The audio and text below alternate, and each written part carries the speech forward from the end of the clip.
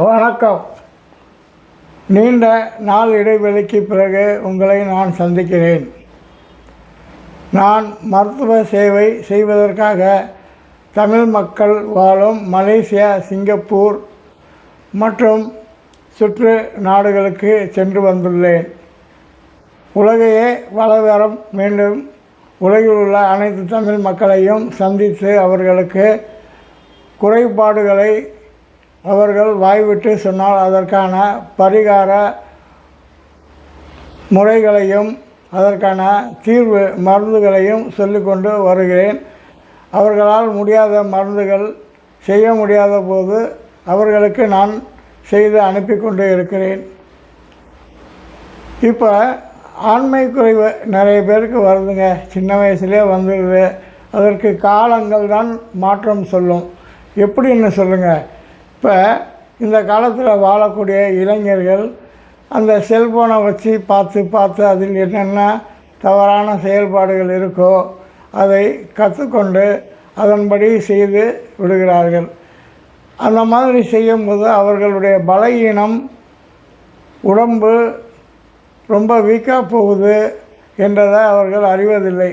அவர்களுடைய பலவீனம் வலுத்து போய் ஒரு முறை செய்த தவறு மீண்டும் மீண்டும் செய்து உடம்பில் உள்ள சத்து உயிரணுக்களை இழந்து விடுகிறார்கள். அப்புறம் குறிப்பிட்ட காலங்கள் வரும்போது திருமணம் செய்ய வேண்டிய வயது வந்த பிறகு பெற்றோர்கள் அருமையான பெண்ணை பார்த்து திருமணம் செய்து வைக்கிறார்கள். ஆனால் அந்த பெண்ணை அவரால் திருப்தி படுத்த முடியாததன் காரணமாக அந்த பெண்ணுக்கும் இவருக்கும், அதாவது திருமணம் செய்து கொண்ட மனைவிக்கும் இவருக்கும், கணவன் மனைவிக்குள்ள மனக்கசப்பு ஏற்படுகிறது. திருப்தி இல்லாத வாழ்க்கை வாழும் மனைவி திருமணம் செய்யும்போது கணவன் நிறைய சம்பளம் வாங்குகிறார், வெளிநாட்டில் வேலை பார்த்து கொண்டிருக்கிறார். அதனால் நிறையா நம்ம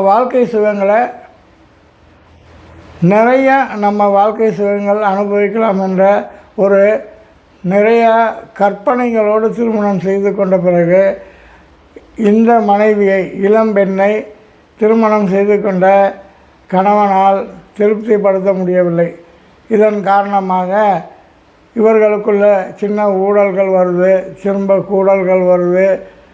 அதுபோக இவர்களுடைய இயலாமை, கணவனுடைய இயலாமை மனைவிக்கு புரிந்துவிட்டவுடன் அவ்வளோதான் வாழ்க்கை என்ற ஒரு முடிவுக்கு வருகிறார்கள். அது வரைக்கும் அந்த பெண்ணு தன்னுடைய தாய் தந்தையிடம், பெற்றோர்களிடம் சொல்லலை. கணவனுடைய மரியாதையை காப்பாற்றி கொண்டு இருக்கிறார். இப்போ சொல்ல வேண்டிய சூழ்நிலையும் கட்டங்களும் வந்துருச்சு. இப்போ இதை வச்சு நம்ம என்ன பண்ண முடியும் என்ற ஒரு மனப்பக்குவத்துக்கு அந்த மனைவி வருகிறார்.